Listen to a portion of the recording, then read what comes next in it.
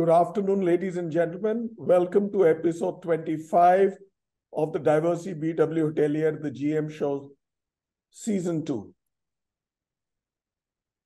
Today, I am delighted to be here in Goa for our first show of this season. And I have some brilliant general managers who grace our show today to discuss a very important topic.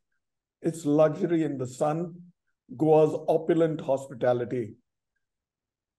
These general managers are not just trend-setting, they had some fantastic assets which command great value. They run into hundreds of crores, and they're large vessels to govern, to sail, and to make revenue with. Not just revenue, to present a great case for India and the industry and their brands.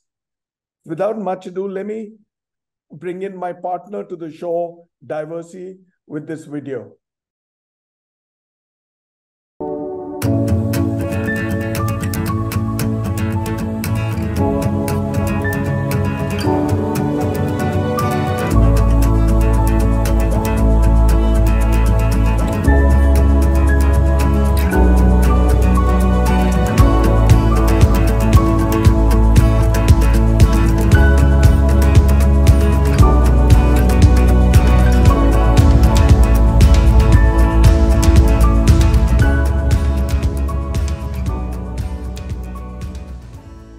Well, 25 shows make it a silver jubilee of sorts for the series this year. And that's quite a milestone. We have another 11 shows to go. But a bit about our show. Every Thursday, every Friday, 4 to 5 p.m. I'm sure you've blocked your slots, your time, and you're watching it. Just in case you missed watching the live action, we have our recordings there at bwhotelier.com and across our social media platforms. Be there and watch it. Now let me bring in the first speaker for today, Tanveer Kwatra. Tanveer Kwatra needs no introduction. He's been a chef, been a great general manager, and somebody who's carved a niche for himself within Goa with his long tenure. Tanveer is the general manager of the W Hotel in Goa. Hi, Tanveer. Hi, Bhuvanesh. Thank you so much for having me on the show. This is the second time here, so super excited. Welcome back, my dear. Thank you. Next in is Amandeep Singh Grover. Again, my second show with him. He's the general manager of the rather well-appointed Hilton Goa Resort. Welcome to the show, Aman. Good evening, Bhuvanesh. Good evening, everyone. Pleasure to be on the show once again, and thank you for getting all of us together. Pleasure. Next in is somebody who makes the show very beautiful, very nice. Neha Chhabra, again, my second show with her. This time around, she's in Goa. Welcome to the show, Neha. Thank you so much, Bhuvanesh, and thank you, BW, for having me over from a different coastline altogether. Goa it is. Different coastline. Neha is now the general manager of the JW Marriott in Goa. I can't wait to get there. Next in is Sanjay Pagi. Sanjay Pagi, our first show together. He's the general manager of the Mercure Goa Devaaya Resort. Welcome to the show, Sanjay. Thank you, Bhuvanesh, and good evening. Hi, everyone, and it's a great pleasure to be here in this platform along with you all. Pleasure. So a bit on the show, let me describe this show and its essence and what it means for the session today. In this episode, we shall delve into the world of luxury hotels in Goa, where the opulence meets tranquility against the stunning backdrop of the state's beautiful beaches. Join us all as we explore the unique blend of luxury, culture, and natural beauty that defines the hospitality landscape in Goa. Look, Goa means a lot for Indian tourism. It stands out as not just as a beacon of hope, it stands out extremely well in the committee of nations where tourism stands. It's carved more than a niche for itself. we are high up on the ladder as a preferential location to go to, and Indian tourism and various states can do well to learn from this experience. Who better than to go to Tanveer Kwatra? Tanveer, if I may roll in with my first question to you. Super. All right. So tell me, Goa tourism's impact on Indian hospitality, and if you can examine Goa as a beacon in Indian hospitality, which influences both domestic and international tourism trends. Over to you. Yes. So, firstly, this is actually my 8th year in Goa, and I obviously don't feel like leaving this coastline. It's become home for me. And I've seen Goa post or pre-COVID and post-COVID, and it's just been amazing.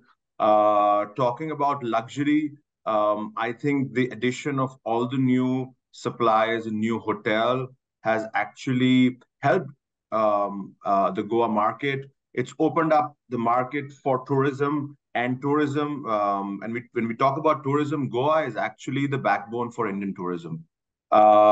Primarily, obviously, you talk about beaches, you talk about food and beverage, and you talk about unorganized villa stays. Goa has it all.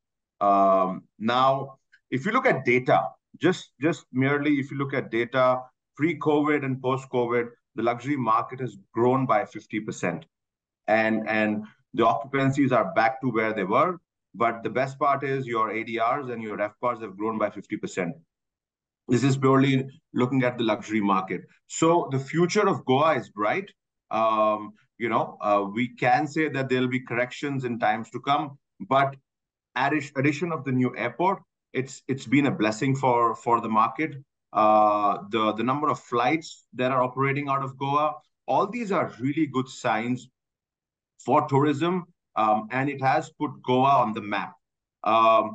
The new flights, the new international routes that have started, direct flights to London, to and fro, has opened a new gateway for especially this time of the year for people traveling for festive holidays. And that brings me to a very, very important point of experiences in Goa. I think that is going to be the future on how Goa is going to progress in tourism. People in luxury are not just looking for luxurious hotels, they're looking for experiences.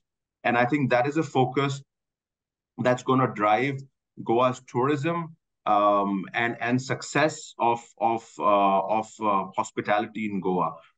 Talking about hospitality, what Goa adds to hospitality is a very creative side. If we talk about resorts, so talking about W, it's brought a lifestyle into hospitality. Most important thing, I think, is food and beverage. Goa actually holds the baton for food and beverage for the country. It's known as the culinary capital, and day in, day out, you see some of the most creative places coming in, whether they are standalone restaurants, whether they are hotels. And this is adding a lot of value to our tourism, to our hotels, and to our experiences. Goa has different seasons. You can enjoy monsoon in Goa and have great experience. You can enjoy your festivities, which are around the corner, and the experience are varied. So all in all, I think Goa adds a lot of creativity to hospitality. If you see some of the best restaurants, some of the best bars are in Goa. So Goa holds a lot of importance, like you mentioned, in hospitality, and you see a lot of creative ideas flowing through. There's a different space for Alcobev, which is also adding a lot of value, whether it is spirits, whether it is beers, whether it is batch cocktails. What people are doing in Goa is amazing, and I think that's why Goa remains on top of the list, not just for domestic tourism, also for international tourism, which is in sight, with airports opening up, MOPA adding value. So the future of Goa is bright, definitely, and it holds big importance in our tourism. Well said, Tanveer. You're a great ambassador. In fact, a brilliant ambassador for Goa. You've captured the essence of Goa. Goa to India is truly international. The flavors, the handling, the abilities to up the game to a standard which is yet unseen here. So good of you to explain. And of course, F&B in Goa is yet at another level. And who better than Chef Tanveer Kwatra to speak about it? Chef has done that, been there, of course, before getting into general management. Now, let me just get into the next one with Amandeep. Amandeep, of course, you're logging in from Bangkok today. Uh, uh, let's talk about the Goan culinary delights. The culinary journey through Goan cuisine is worth exploring. Its rich flavors and unique offerings. Tanveer has already spoken about it, but why don't you get down and detail it? Taking a leaf out from Chef Tanveer's hat, taking that out. Obviously, he's right. Goa is now known as the culinary capital of India. I mean, every chef, every restaurant aspires to have restaurants in Goa now, and we've seen it. And post-pandemic, it's even more so evident. We have restaurants opening up day in, day out. Everybody wants to be in the limelight, showcase the best of culinary experiences. But at the same time, I think Goa has also had a rich heritage, pre-COVID, thanks to its Portuguese influence and the Goan cuisine, which has so many varied preparations. The Saraswat Brahmin, Saraswat Goan, so which people are not really aware of, and I think people are more attuned to the usual prawn curry, fish curry, shakutis, which they've been dining and trying for over the years. But I think there's a lot more to offer, and it's great to see Goa. Like Tanveer also mentioned about the bars that's come through. So I think there's a whole new culture, there's a whole new vibe setting up. I again, to add some more flavor to that, I don't think people know that Goa has 18 varieties of breads. I don't think people are even aware of this fact. Um, they obviously know the famous ones, which is the poi, the pao, but there is a lot more, And look, at Hilton, obviously, we like to support the local bakers. We've been partaking in something which we're very proud of. It's called the Poder Chronicles. We've done two versions of it where we actually, curate menu out of bread. And our tagline is very simple: bread can be cool. And what a better place to make bread cool like Goa. I mean, I don't think you will get a better platform, a better city, a place like Goa to make bread cool. So look, it's little things we as hoteliers can contribute to, and add that little essence, right? We've introduced a Goan chali, which has A to Z, like a English, high tea. We do it in the Goan style, with a little bit of Susega touch to it, but adding all the Goan inspired dishes on that Charlie. So, look, I think the culinary scene in Goa is really on the right track, but I still feel there is a miss with the Goan food. I think it'll slowly come back because I think people are very proud of the Goan food heritage they have. Good to see various, obviously, brands, but yeah, the Goan food will still remain very close to my heart, having been here so long. I get my poi from Goa. So anybody who's coming from there, they carry it over here. So Wow. there's no parallel. Yes, of course, I agree. I didn't know the types of breads were 18. I knew there were plenty. Now, Yeah. how many years have you done there, Aman? So we've done Poder Chronicles couple of years in a row now, and we obviously partner with the person who's obviously curated it, and I think it's something which is very close to my heart because it's uh, a consistent way of giving back to the society, which I think is a great connection. And we support the Poder, the baker. Basically, Poder is another word for the baker, the local Goan baker. And we buy, he knows that every day from Hilton, Goa, he will get this order because we obviously have a little Goan counter at breakfast. So that's way of also supporting a bit of livelihood at the same time promoting Goa to the guests. who just know these two breads or three breads. That's very noble. I mean, that's the indirect way of employment. So great work. Thank you, Aman. Neha, if I may come to you, you're perhaps the newest to Goa, but I'm sure you've taken in quite a bit. Tell me, for you, I mean, somebody who's heading JW Marriott in Goa, the essence of luxury in Goa, if you can tell us how luxury hotels in Goa redefine opulent hospitality amidst the serene beaches. You know,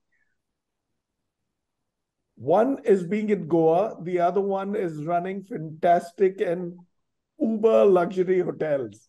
You know, so tell us more about it. So I think over the time, the definition of luxury itself has changed. I think it changes from region to region, coastline to coastline, city to city, and having a very, very luxury background. How seen where there's understated luxury to opulent luxuries to extravagant luxury. Goa is a mix of all. You can go to South Goa, which is a different kind of luxury. You can go to North Goa, which is a different kind of luxury at all. I think what has happened is that luxury is in Goa is not only about lavish accommodation. It's about creating, as Tanveer started off, creating experiences. It's about sipping that cocktail, overlooking the fantastic sea views and exploring the coastline. That's become luxury. Experiences, food experiences.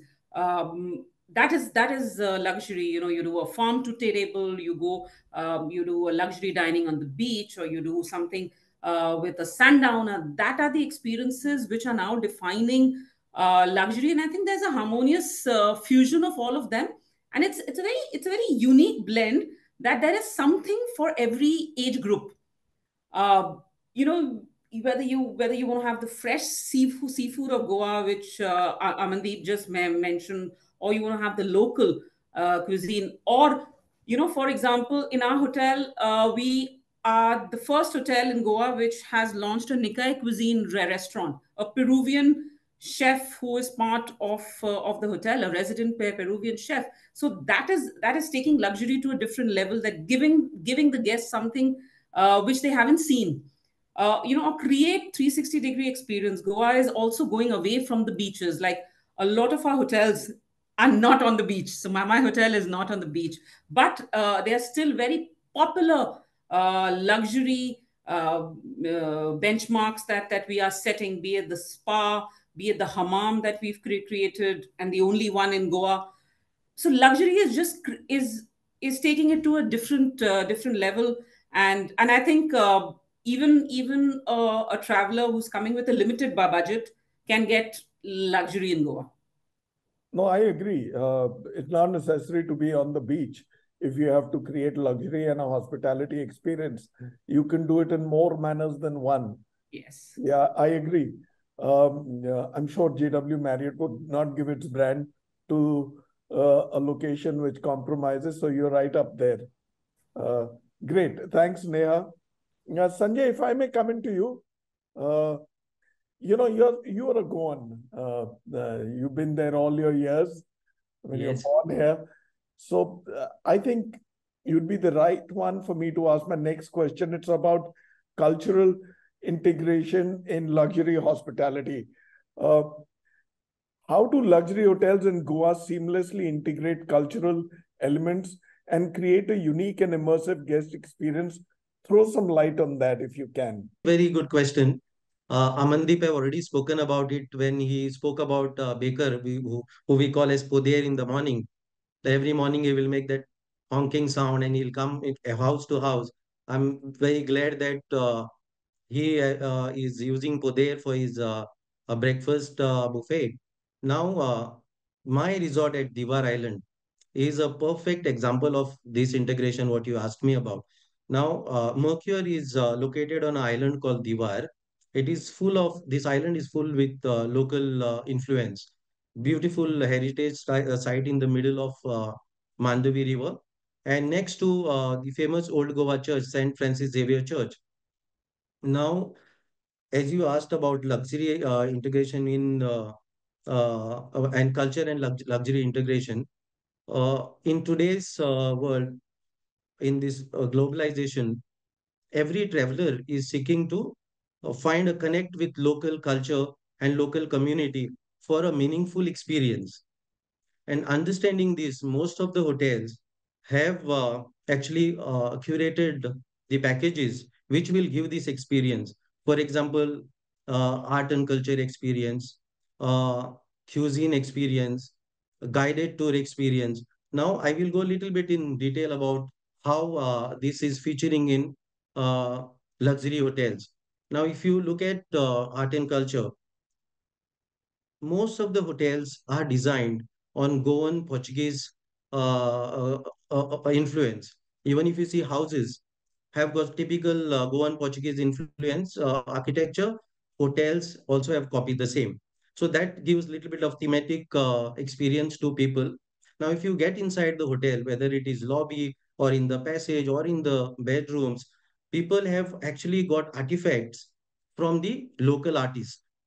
There are some famous local artists here who have actually come out with some brilliant artifacts. Now, most of the luxury hotels have actually put up these artifacts in their hotels, and that itself is giving a feel of local essence. That is about art and architecture. Now, coming to cuisine. Uh, Now, let me talk about Goan cuisine because we are talking about Goa. Goan cuisine itself was very popular, as we all know, whether it is Europeans or domestic travelers. It has been very popular, but it was very popular on beach beds or standalone restaurant. We used to say, okay, go on food. No, we'll stay in a five-star hotel, but let's go and eat food in one of the restaurant, whichever is closer to the hotel. But what hotels have done now? They have actually recruited local talent in the hotels. Now, there is a particular section where people are talking about Goan food in the hotel with the clients during breakfast time. Why don't you try this? Okay, I have a chef who's coming from this area and he sources local ingredients. There's a fair bit of interaction among the uh, chefs and the clients. That create interest, and that is where people decide, okay, which restaurant will go in the evening. That's cut, and that is where exactly the local influence is already brought it into the five-star hotel. Now, talking about another aspect which I said about guided tours, these are very, very good ones. These are really good ones. Earlier, kahan jana hai, beach pe jayenge. Not the case anymore now. Like even from Vagator or from Baga, you name whichever belt, people are traveling towards hinterland.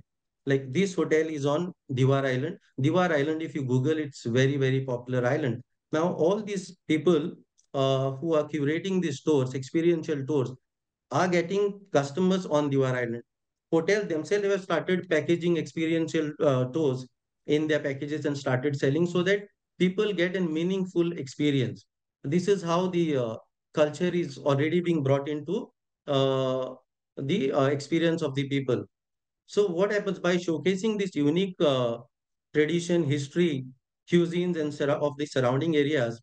Hotels are not only providing guests with immersive and memorable stay, but what they do, they support and preserve the local culture and they celebrate it along with them.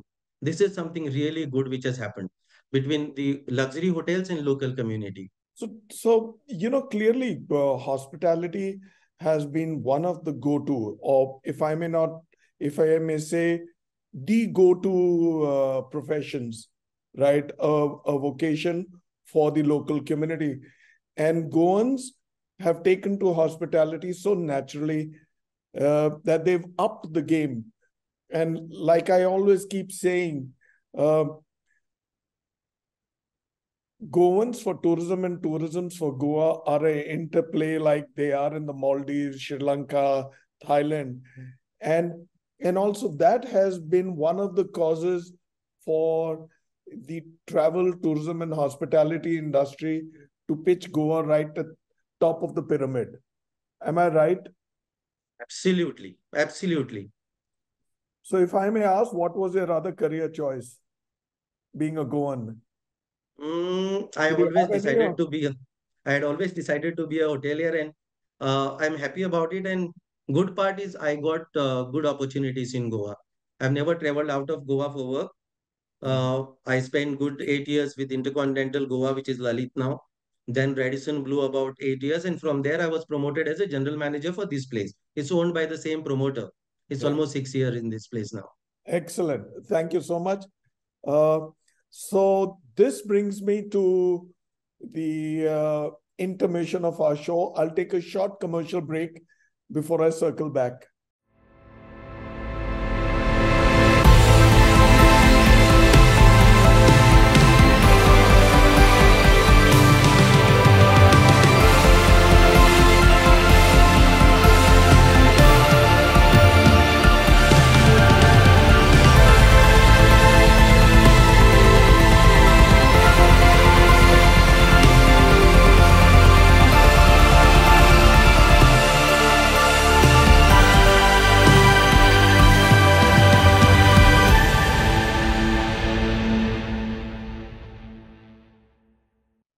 Okay, welcome back. Thank you, Diversey. You've been a great support for this series to go the way it has. Last year, we packed up at 22 shows. We're already 25 and going to 36. So let me now come back to you, Tanveer, and pick on your 8 years here. You know, I want to pick with you operational insights and challenges for a general manager. You know, if you can unpack the operational intricacies faced by general managers in luxury hotels, including challenges, opportunities, and some key learnings. So I think running a hotel is like running a city, right? You've got everything what goes around in the city, from an engineering and maintenance perspective to dealing with guests, to managing an inventory of food and other guest supplies. So it's a little mini city, and you've got different department heads. You've got different team members who are working with you and supporting you to run the hotel.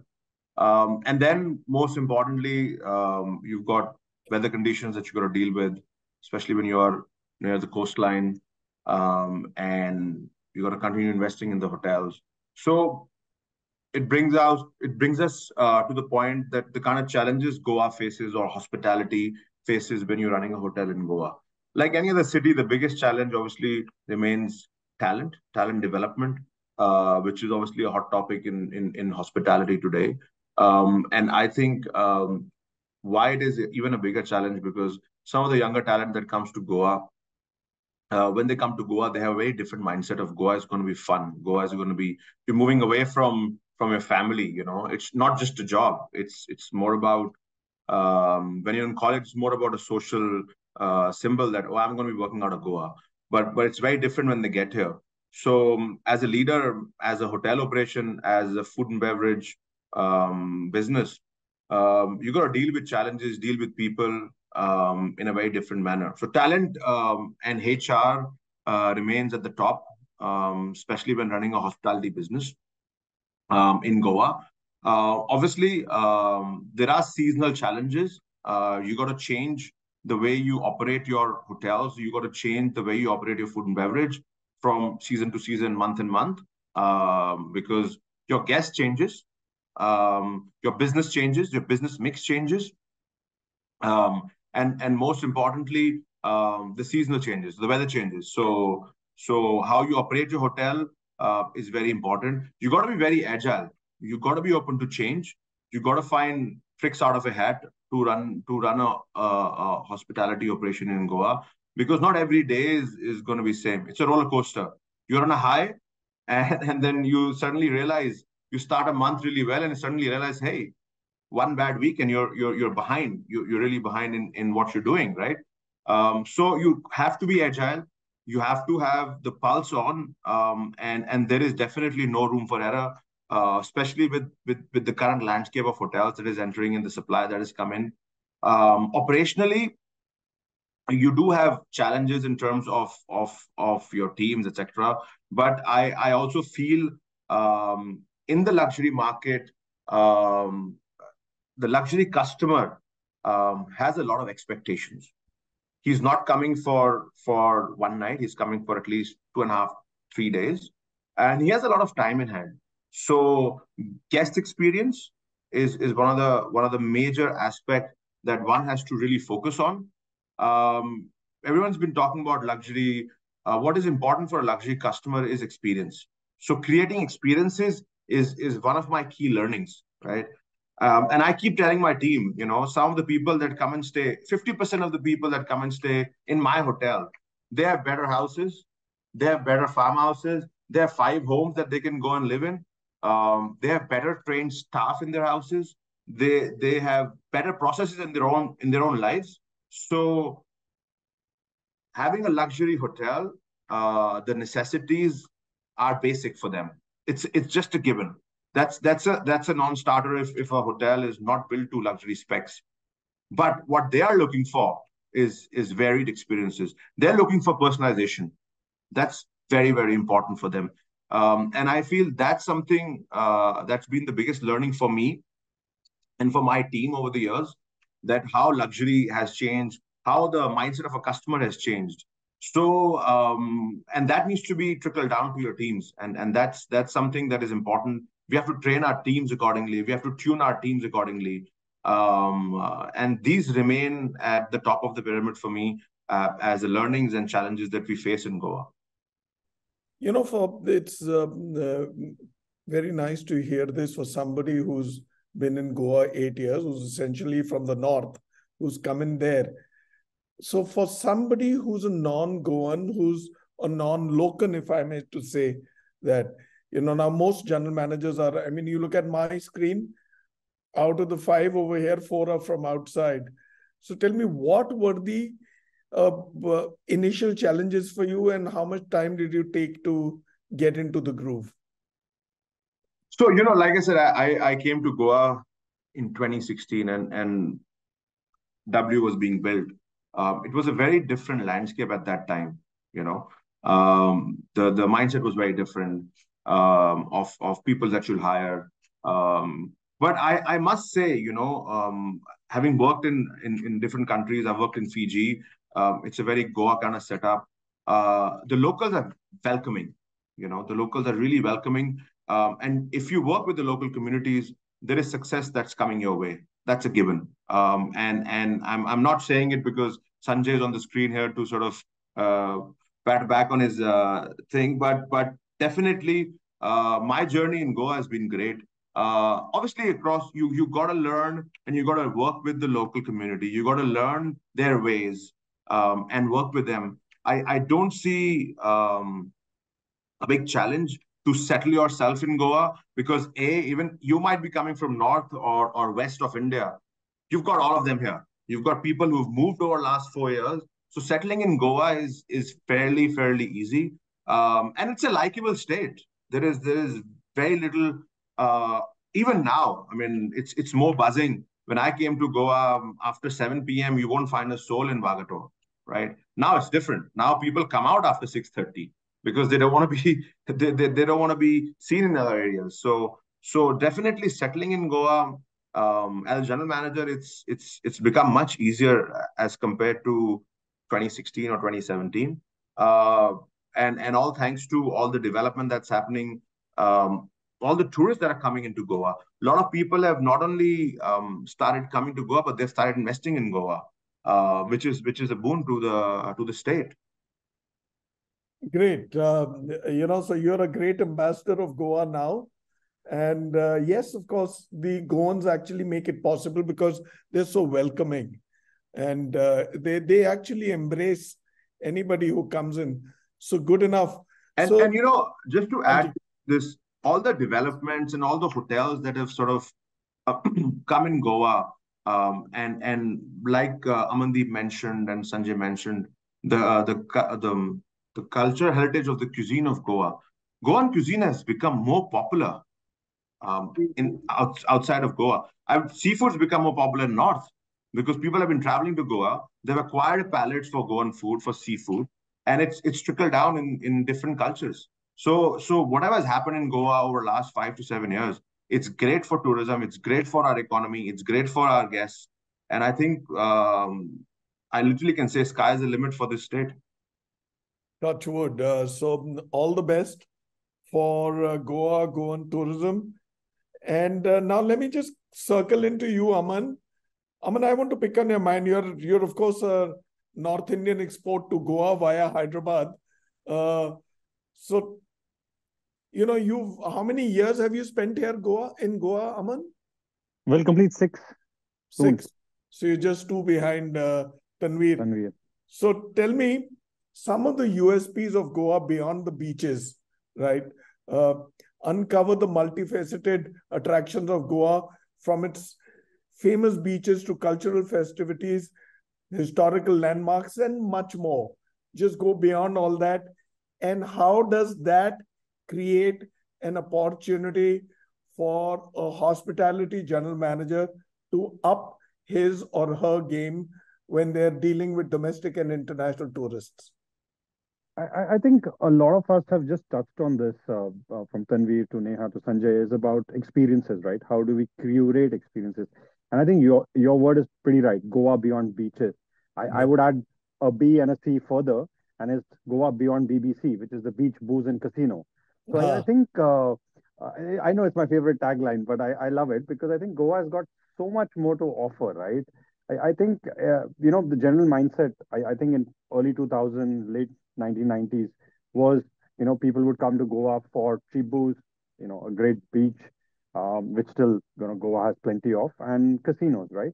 But today, it's about experience curation, and I think Goa's got a lot more to offer. Again, a fun fact, not many people know there is about 100 plus species of birds in Goa.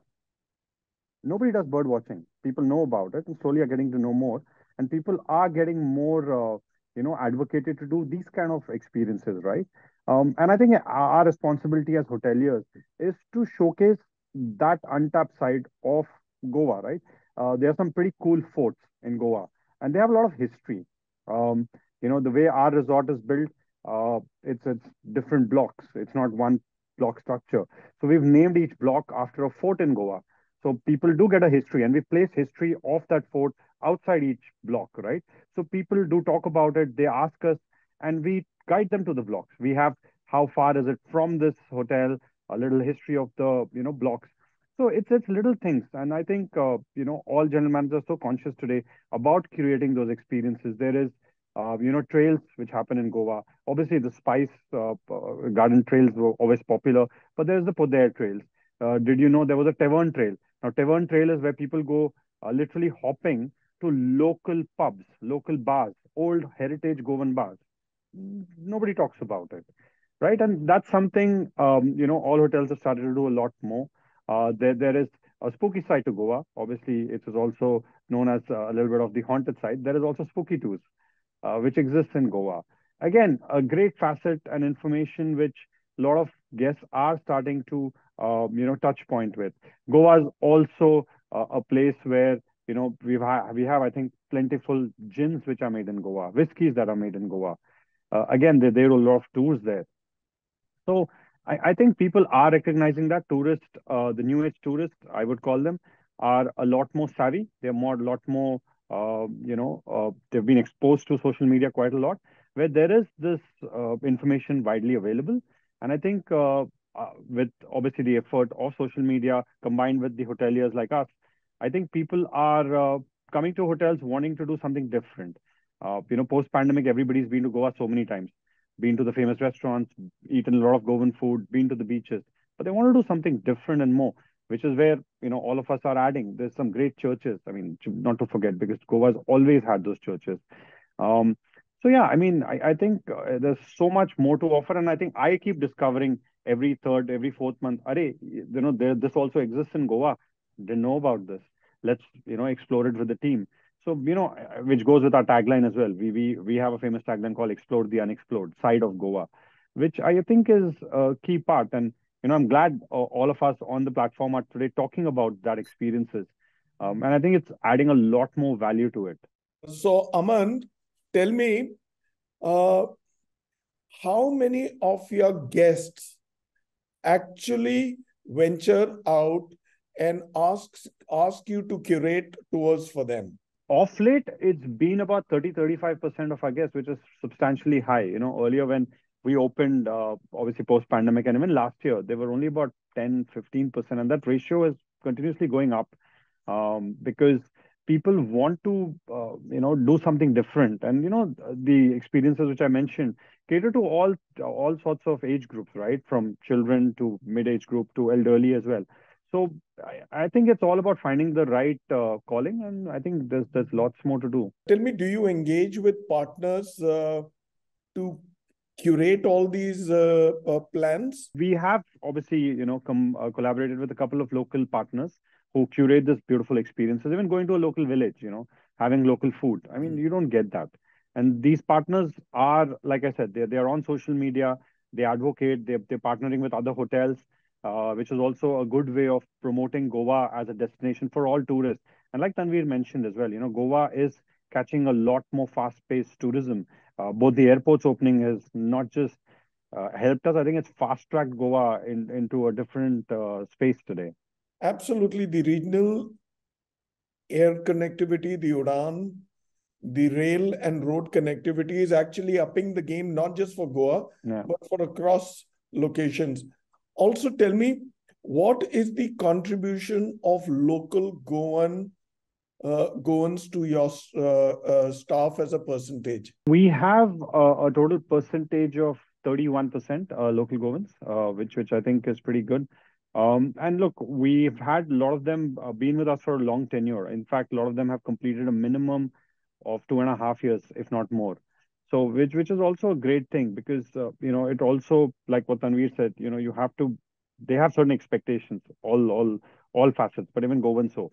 But as far as you treat them well and, give them the right opportunities to grow, I think that's a great talking point for all hotels today.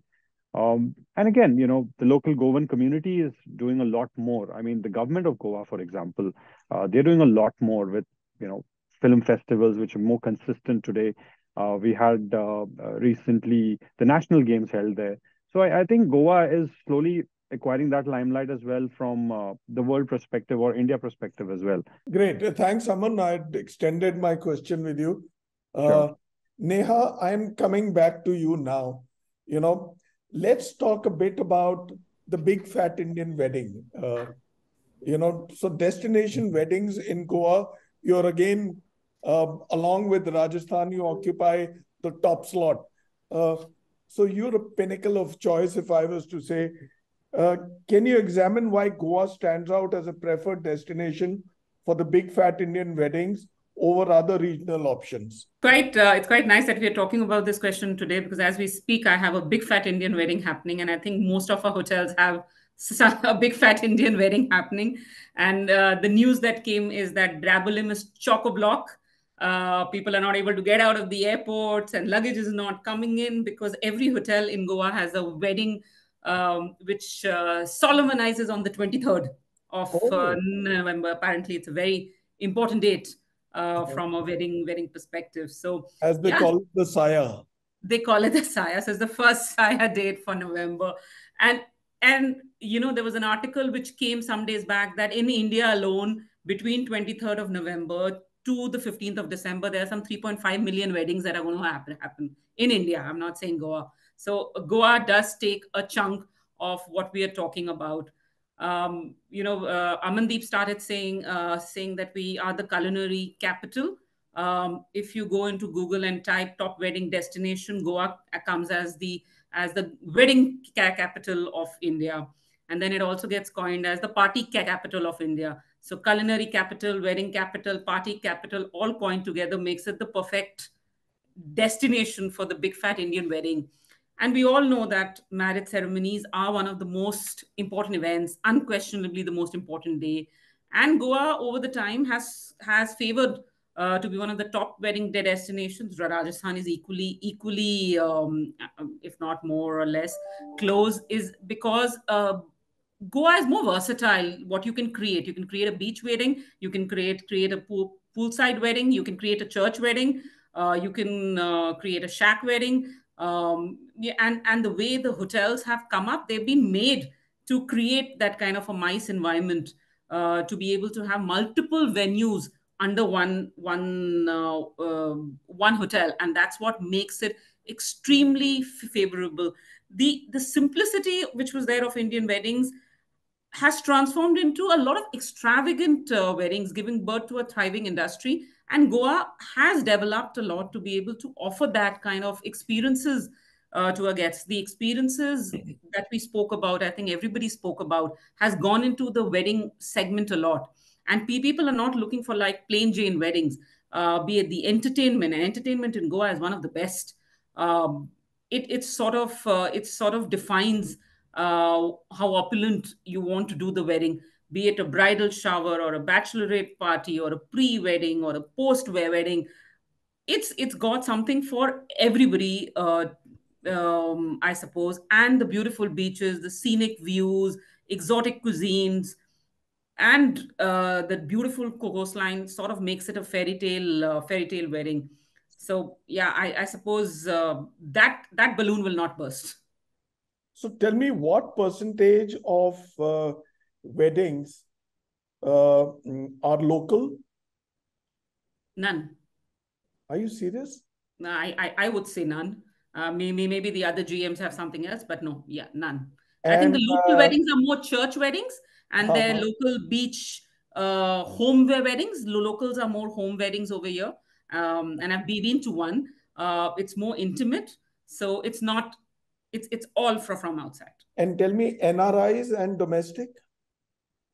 Mix of both, but mostly the domestic market.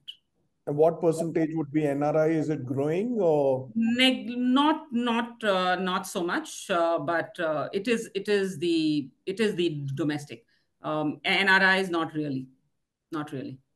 Mm-hmm. And do you always have pressure for dates for weddings? Oh, And always. You have to let go. You have to let go many. Always, and I think all the GMs will have the same thing to say, that there will be those two dates. All the wedding queries will come for those two dates only, and you'll pick one of them. So tell me, if I may ask you this, what kind of arrangements do they get the hotels to organize everything, or do they bring in their own designers and their decorators? And so it's doing a wedding in Goa has become actually very easy, because the number of event companies which have come up, and the curated experience that they do, and you just choose one of them and they are your one-stop shop. They do everything from the pickup of your guests to the decor, to the wedding favors, to the invites, doing the RSVP. It's they've really got it figured it out.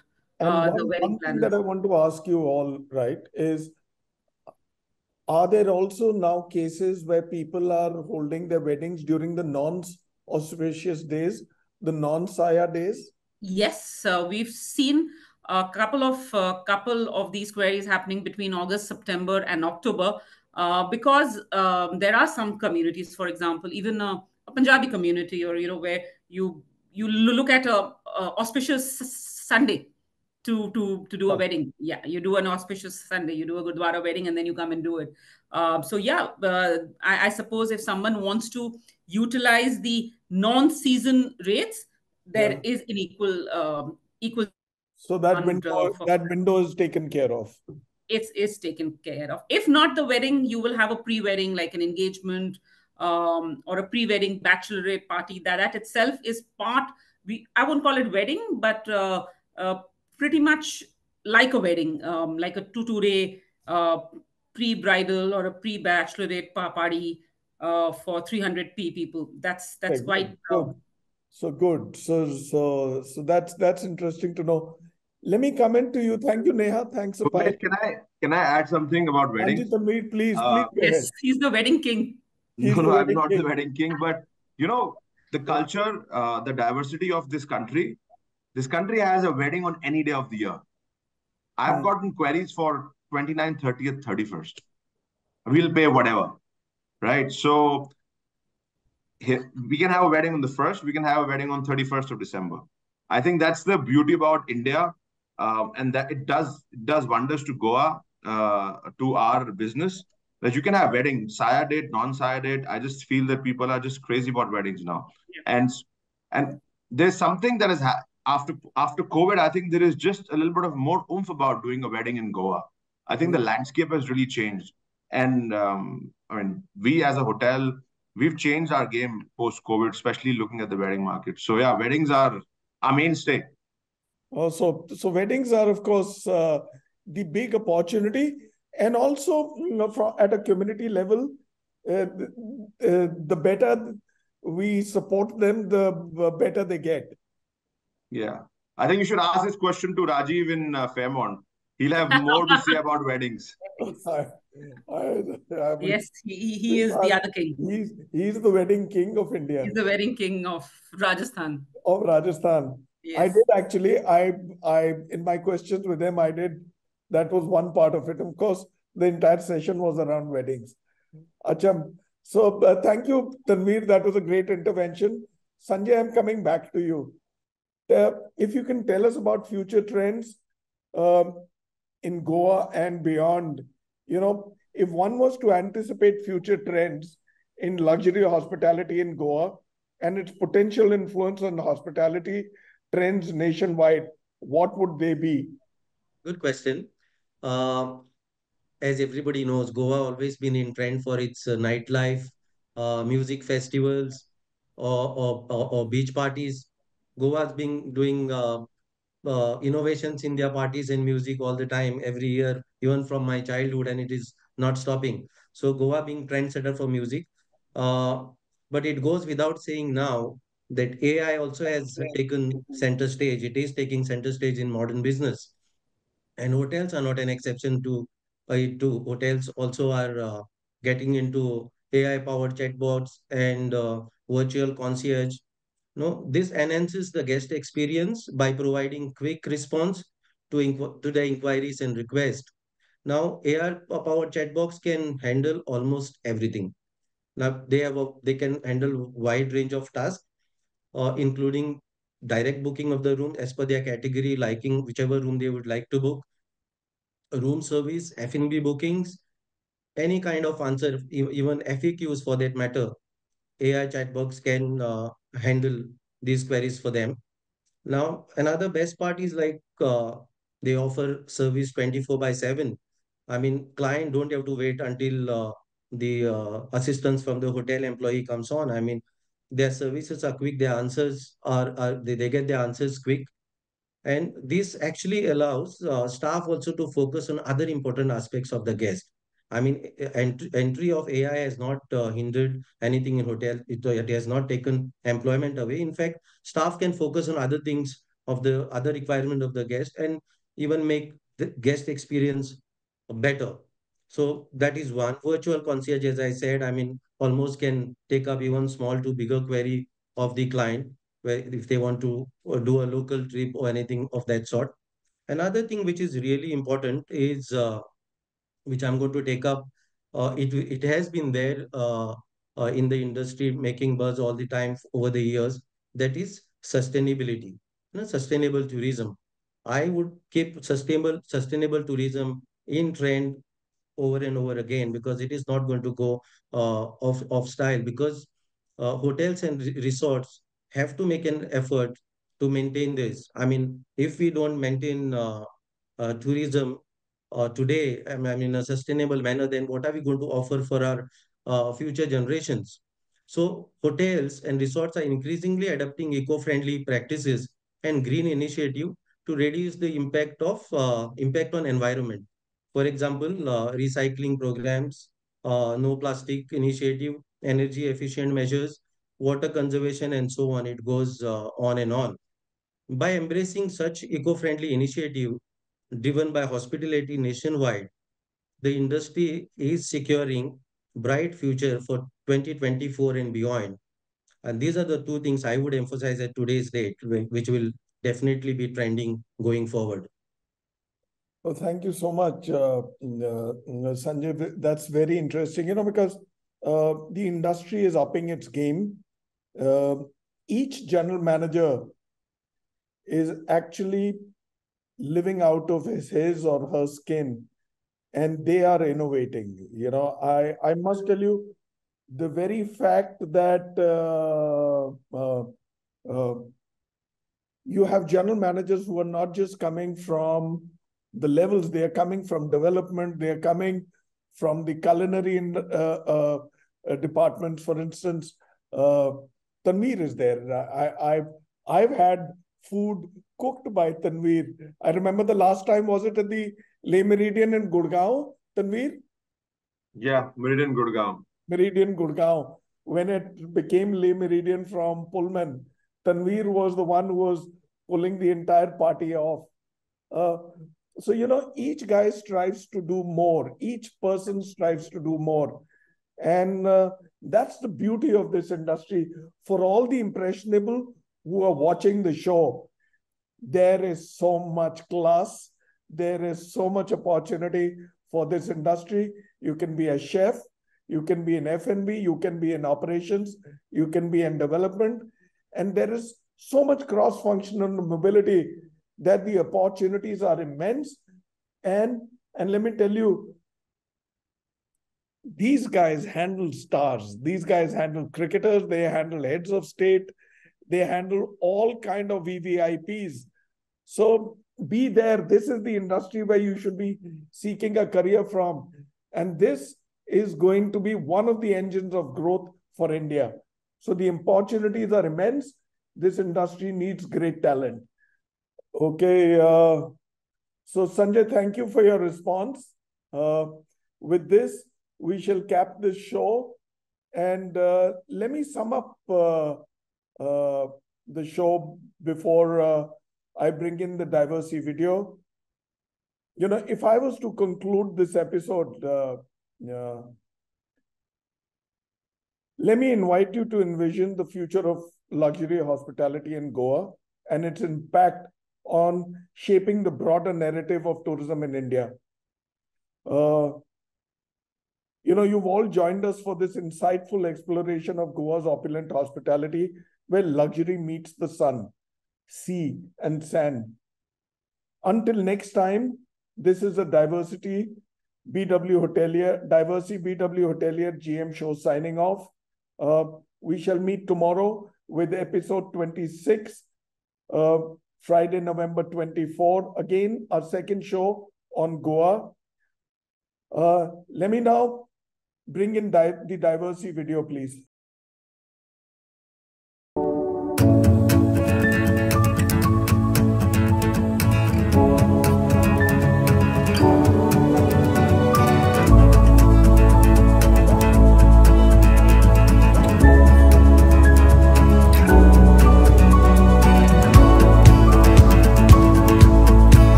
Thank you, Diversey. Now, let me thank you all. You know, you guys make the show look beautiful, meaningful, and rich in content.